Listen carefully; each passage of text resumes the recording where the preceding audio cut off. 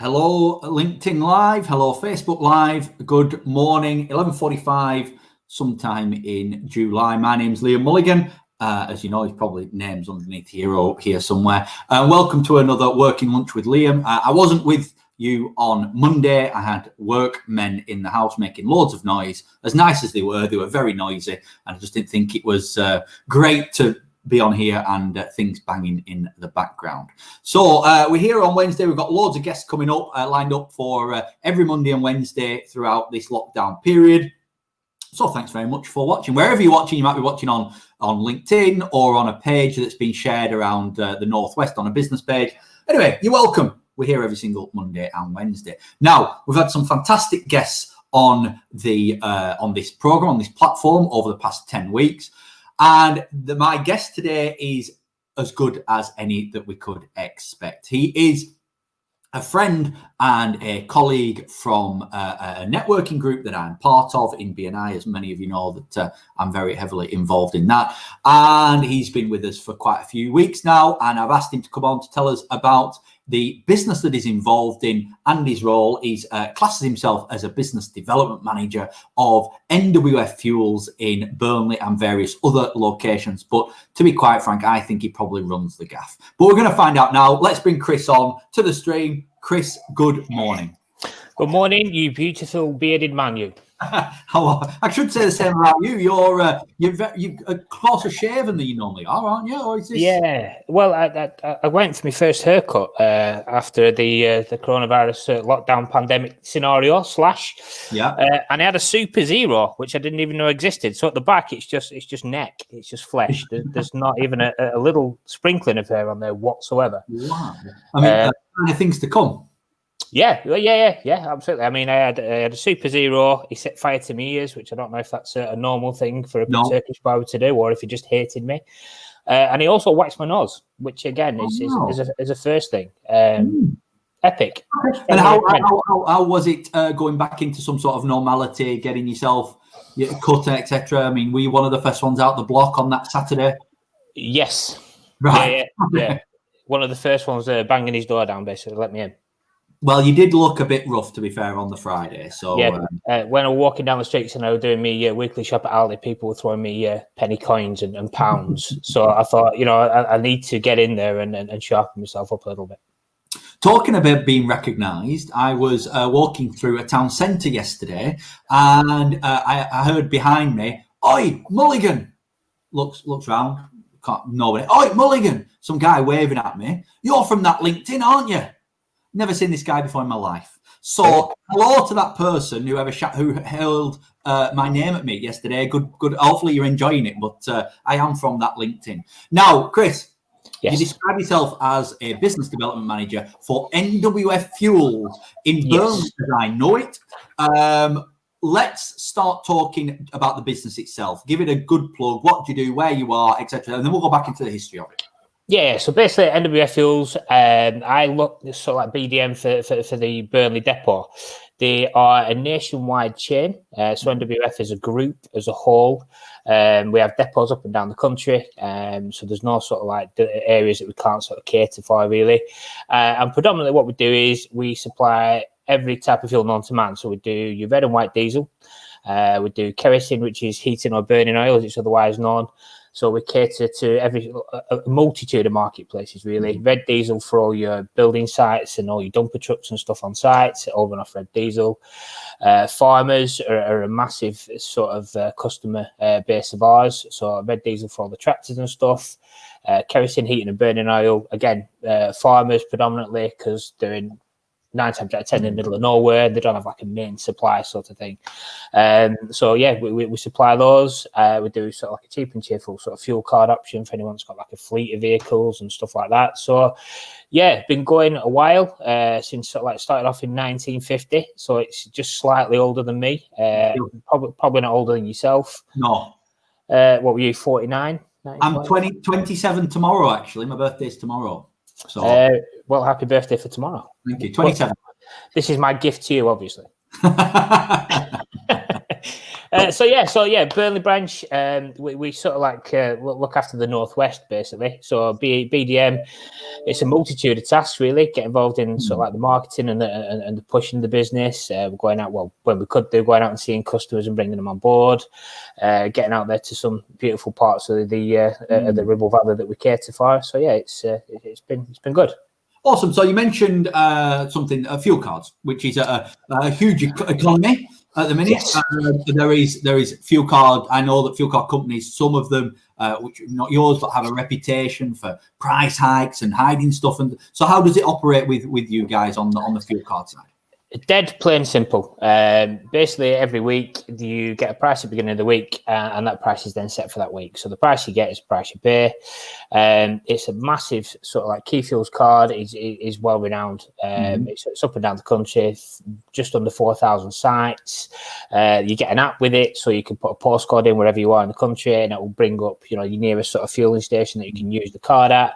And you just go in, swipe the card, and it's as simple as that, really. You get a statement online, so you can check who's topped up where, how much you've topped up, and when, and all that kind of stuff. It's just dead simple. There's no sort of price hikes. The price is you get what you on the tin sort of thing. Really, you get a price beginning of the week, and that's what you pay. It's set. It doesn't sort of fluctuate from that. There's no hidden charges or anything like that. So it's dead simple, easy to use. So you know where you're at with your fueling bills. And if you're a one man or woman in a van or a car, up to any number of size of fleet. Yeah. So basically, what as a rule of thumb, if you sort of like top up 150, 200 litres a month, then it could save you, a substantial amount of your fueling bills. If it's any less than that, you're still going to save, obviously, but not a massive amount, so to speak, really. But so yeah, if anyone that's out there that's got a couple of vehicles, or you top up that sort of amount a month, your fueling bills can be saved dramatically. And obviously, in this day and age where people need to save money as and when they can, fueling bills is a good place to start. Awesome. So tell us about where did the business start? You said 1950. It's of an age. Is it still privately owned? Is it owned by a large conglomerate? What was the history behind it, etc.? Yeah, so it kicked off sort of like 1950. It's a PLC. So it's like I say, it's a massive group of companies. NWF, like I say, they've got depots up and down the country. We look after, like I say, the Northwest region. We've got depots in East Anglia, Essex, London, Devon, Portsmouth, Southampton. So they sort of like cherry pick. They buy depots and obviously put them under the NWF banner, and they try to broaden the net. So and sort of like acquisition wise, buy depots in every sort of area. So there's not an area in the country that we can't sort of cater to, get to, and obviously support people in those areas up and down the country with the fueling needs, really. And that's sort of like the business, the company sort of ethos. That's what they want to do. They want to grow the business by acquisition. And obviously cherry picking different areas where we haven't got a depot, so to speak, and then obviously pushing the business forward, and therefore, being able to cater and supply the entire country with the fueling needs. So are you saying a farmer's a typical customer for you, coming because they want every sort of fuel? Yeah. So basically, like I say, ideal candidate for us, farmers. They're well renowned for being quite stingy and very sort of like thrifty with the money. So farmers are an ideal sort of customer for us, and they're one of our biggest customer databases that we've got. We can cater them with the red diesel, like I say, so for all the machinery needs and stuff like that. And like I say, the remote farms in the middle of nowhere, they haven't really got a main supply. So what they do is they run the heating and the hot water. They have a big massive tank, and we fill it with something called kerosene, which is also known as heating or burning oil. Our vehicles go up and down some amazing, beautiful places, and obviously fill the tanks up, and that's how we cater for the farming side of things. And then the building trade is a massive one for us. We've got quite a few sort of building and housing development companies on.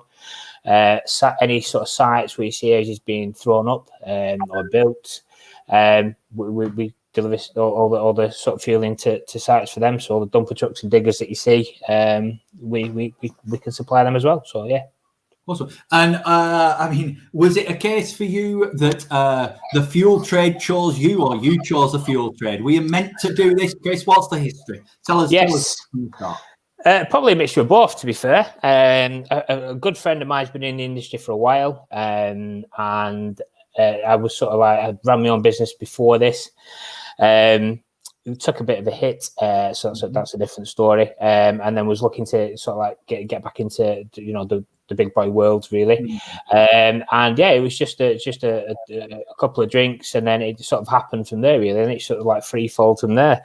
It's a very interesting industry. I mean, people, when you say fuel, don't really understand how many people are actually need fuel and stuff like that. I mean, with COVID and the pandemic, the fuel industry was one of the very few industries. We're kind of blessed to be in this industry, really, that sort of flourished. There was no stop for us. We didn't have to furlough any staff or anything like that, which is something that, the NWF family are quite proud of. And we had record months, so people were panic buying food and stuff at the beginning of the pandemic. Exactly the same with the fuel. So there were people that were bulk buying and panic buying, thinking they might not be able to get any fuel further down the line. So anyone that had any sort of tank or storage facility was literally ordering fuel hand over fist. So we've had probably the busiest 3 or 4 months as a company as a whole than we've ever had. I mean, that was going to be my next question. The 8 to 10 weeks ago, there was a lot in the news about the price of oil falling to historic lows, or certainly historic in the last 2 decades, let's say. But that how did that actual element of the economy affect you then? Again, it just made us even busier than ever. Right. The price is up and down all day, every day. I mean, we've got prices running across the bottom of our screen, and it can change on a minute-to-minute sort of basis, really. When the prices crashed, it just made people want to top up even more. I mean, Kero, for example, went down to an all-time low. I think one of the cheapest prices we sort of supplied was about 16.5p a litre, which is unheard of. So anyone that needed any sort of fueling, would literally, the phones were ringing off the hook. We had orders galore. We were fully stocked on wagons all day, every day. I mean, lead time, we pride ourselves on that, it's usually a 2 to 3 day sort of turnaround. We do a lot of next dayers for people, but there was that much business coming in that we were having to sort of like put people back onto the sort of like a week, 5 to 7 working days sort of lead time, because we were that busy. So when the price dropped again, it just drove people to want to buy and purchase more and keep those fuels and buy it at a decent price. Okay, so that's kind of the last 14, 15 weeks, however we've been involved in this lockdown scenario. What's the future then look like? Because, of course, we were in a presentation today, and the presentation was all about electric cars and whatnot. But all of your business is based on fuel, is based on fossil fuels. So how does the owners, the management, where's the industry going then?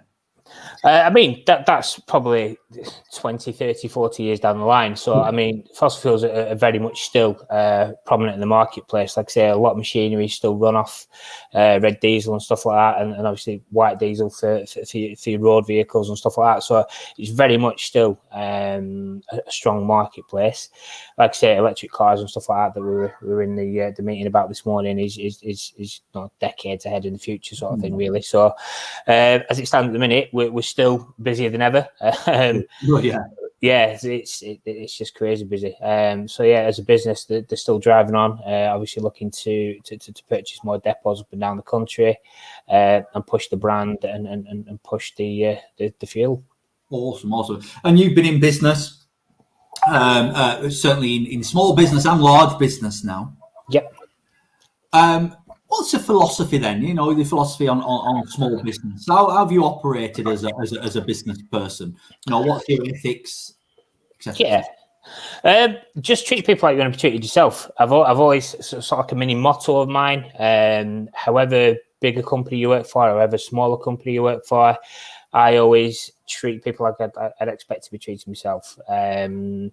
Obviously, going the extra mile, making people feel at ease. Honesty is crucial and key, especially the fuel industry. I mean, there's so many competitors out there that and other companies that are in the same industry that promise everything, especially deliveries, and don't deliver on that. But when you're fueling people's homes and the heating and the water and stuff like that, it's a very dodgy ground, a dodgy area. I mean, if you don't sort of keep to your promises and your honesty, you're letting people down. So yeah, we pride ourselves on that. I pride myself on that. I'm very passionate about what I do, and everything that I do, I'm passionate about. And the NWF team, even though we're a big sort of company, we still have that sort of family orientation and family feel.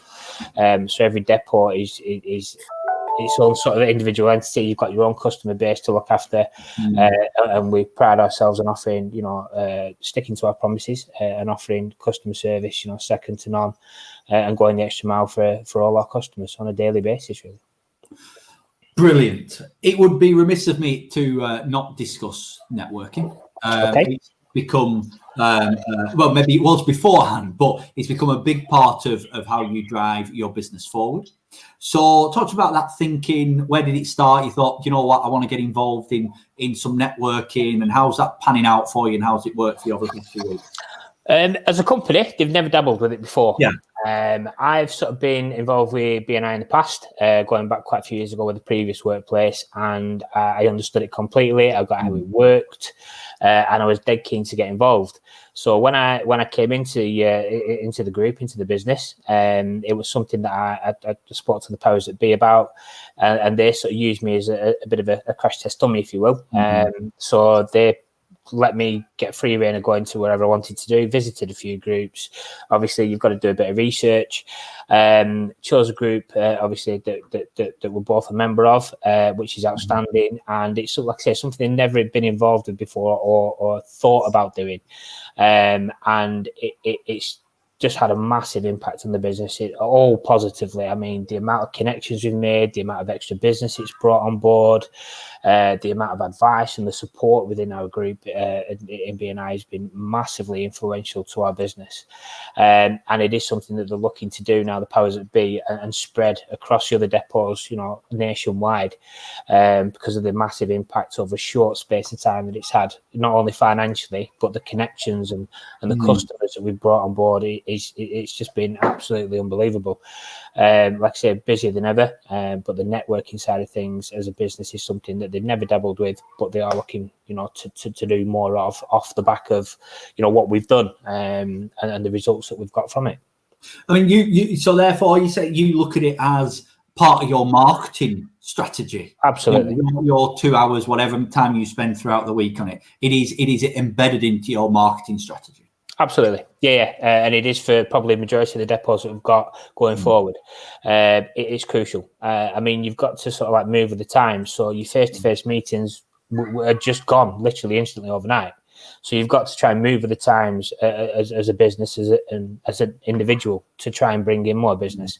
So everything sort of went digital. The Zoom meetings and Microsoft meetings, and everything went online. So even sort of like networking moved with the times as well. So networking is very much a part of the NWS sort of marketing strategy. It wasn't before, but it has been, and it is going forward. I mean, it's just a massive impact for the business, and it's been great for us. Here's a question. Do you think you have to be a particular type of character to be involved in networking, and then a particular type of character to make networking work for you? Or is it about following a system? You can be any sort of character. What do you think? I think as long as you're passionate about what you do, if you're passionate about your business, then I think that's the most crucial part of it. I mean, you get different characters in every walk of life, especially in networking. You get, you're quite sort of reserved people, but then you get you sort of like out there sort of people that are crazy and love the buzz of it. You get shy people, you get people that are more confident than others. But I think as long as you are passionate about what you do and your business, and you can see, obviously, the light at the end of the tunnel of doing what you're doing and why you're doing it. I think anybody could be successful in a networking environment, and it is, like I say, I cannot stress enough how much of an impact it's had on. It builds your confidence as a person. Yeah. It's not just a business scenario. The amount of confidence I've gained from it, and the amount of self-belief I've got in myself now, it helps you grow as a person, as well as grow your business, really. So it's been epic for us. And of course, it's not. Of course, people may be watching this not knowing, but we know that it's about describing and telling and channeling to people why you do what you do. Why do you work hard every day? Why are you in business? Why have you got an employment, whatever it may be? And of course, your why is your very lovely family. Very lovely family. We're a massive family. We're sort of like Lancashire's version of the Waltons. I'll be honest. We've got people everywhere. It's crazy. So I've got me and my beautiful missus. We've got 5 kids between us, and we're expecting our 6th, which is back end of October. We're expecting a little boy, which is amazing news because it's the other half's first boy. She's had 3 girls, and I've got a boy and a girl from previous, so it's the first boy. So we're buzzing about that. So I do what I do, and I'm passionate about what I do to obviously look after my family, provide for my family. And like I say, we're the Waltons. It's been crazy, especially with schools being shut and stuff, and homeschooling and all that kind of stuff. I'm surprised I've still got any hair to have a super zero together. Well, here's the thing. I find myself fortunate that I live on my own. It's everyone's different, aren't they? But what's that like? What's it like? I can't remember what it's like living on my own. Is it good? It's terrific. On a scale of 1 to 10, 10 being the most fun you could have. 10 every single day. Brilliant. I know. Sorry, it's 10. 10 every single day. Just do what you want, really. Salt in a wound, there, mate. Salt in a wound. No, sorry, I can go out when I want as well. And do you know what's that like? I know. Do you know when I go out? Do you know what I do? I just put on my shoes, all my trainers, and my coat, and I just walk out the door. Shut the front door. Don't believe it. Oh no! I know. How amazing is that? So you don't have to plan trips out or trips to the supermarket like a week in advance. No, I could decide now that I'm going to the zoo and I'd just go. Life on the edge. It's a zoo every day here, mate. You can charge you to come here if you want. We've got kids swinging off lampshades and all sorts. I'm all right. So here's the thing.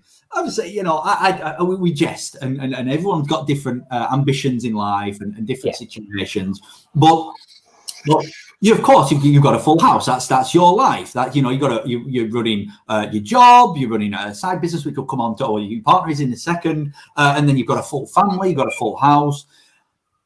This lockdown period must have been, and maybe you're saying it's not going to be challenging, but it must have been an effort and a lot of brain space over the past 15 weeks.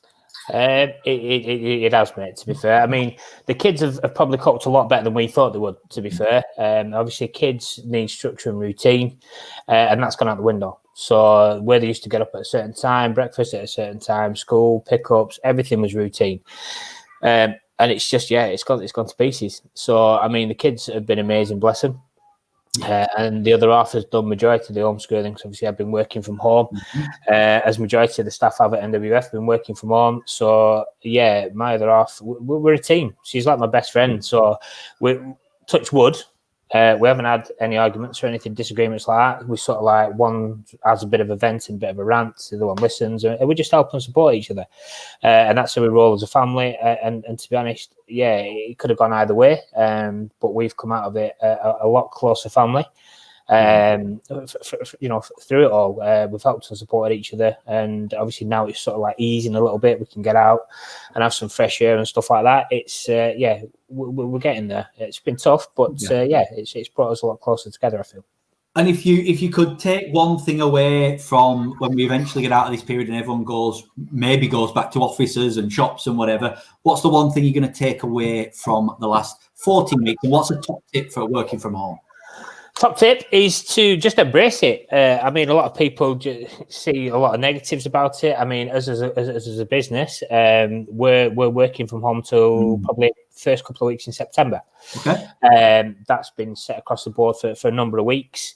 We're pretty minimal staff in the depot. All we do is send one person in to open the gates so the drivers can go in and obviously top up, and away they go on the rounds. We just have one person in the depot. That's how we run at Burnley. A lot of the depots up and down the country, we've embraced it. I mean, it's not been the end of the world. We've sort of like had to accommodate to certain changes and stuff like that. But the show goes on. We've all been more than capable of doing our jobs from home. It's a different environment. It took a while to get used to. But what's not to love about working in your pajamas every day? There is that, and I mean, what's your pajama bottom of choice? Then Marvel or? Yeah, I'm not a matching pajama kind of guy. I don't like it. I'm a lounge pants or shorts kind of wearing guy. I've got some wacky ones. There's many patterns and stuff like that. But the thing I'm dreading about actually going back into the office is actually wearing pants. I've not worn pants for many months now. So yeah, I don't know how I'm going to cope with putting a pair of pants on, I'll be honest. Putting on a suit is going to be a very strange experience. Well, we're going to have to obviously probably Google video how to wear pants and put them on and a suit and fasten a tie. I'm going to have to go back to it's like the back from caveman sort of era. I'm going to have to watch Google videos on how to get dressed again, I think. Yeah, you have to get one on a string. Yeah, there's that, or a clip on. Either or. It'd be remiss of me not to mention your fantastic partner who's got a business going on at the minute. Do you want to just give us a couple of minutes on what she's up to there? So basically, as if we didn't have enough on our plates with 55 kids and working full time from home. So the other half was a self-employed sort of cleaner, obviously being pregnant, and she was a domestic cleaner. So we made a decision quite early on that we didn't want to risk anything going into obviously people's houses and stuff with lockdown and all that kind of stuff. So we had a bit of a decision to make, and it's a sort of background of mine that I've got in sort of the plumbing and bathroom industry. I decided to sort of like, we got together, had a bit of a chat one evening, and rather than just making her brain go stale and doing homeschooling and stuff like that, that she just get stuck into setting up a little sort of bathroom business, really. So it's an online presence, C&M Bathrooms, got a website set up and all that kind of stuff, and it just helps her. It gives her something to do during the day rather than just being a mum. It gives her something to look forward to doing. She's passionate about what she does. Obviously I'm helping and supporting her in the background because that's my sort of like that's my history. And we're just a family run little business, a massive family, not a little family, are we, to be fair? So obviously we need to put food on the table wherever we can, to be fair. So just helping her with doing that in the background. So I think she might be coming on with you in a few weeks. Yeah, we're getting booked in. She'll tell you a bit more about it. When she comes on, you can obviously quite clearly see that I'm punching as well, because she's a very pretty lady. I know this. It's just a monthly subscription fee that I give her to be my partner. It's quite cheap, to be fair. Like I said, we didn't have enough on our plate already. Working full time, got the family sort of bathroom business in the background, and 1,001 kids. Well, I have to say, I knew it was going to be a joy speaking to you for half an hour, Chris. I have to say, and it's turned out to be that way. How much are you for that one? No. I have checks in the post. So we've got a minute left. Just tell us again, please, ideal customer and where people can go to find out a bit more about you and the company. Ideal customers, anyone that has a fueling requirement. Like I say, we cater for everybody. We have fleet vehicles. We've got, one of the new customers we've got on board is an ice cream company. So they've got 35 plus ice cream vans, massive tank on site. All the vehicles just pull up. They've got obviously their own pump on site. We top it up. They just fill their ice cream vans up with diesel and away they go. So building sites and construction companies would be great.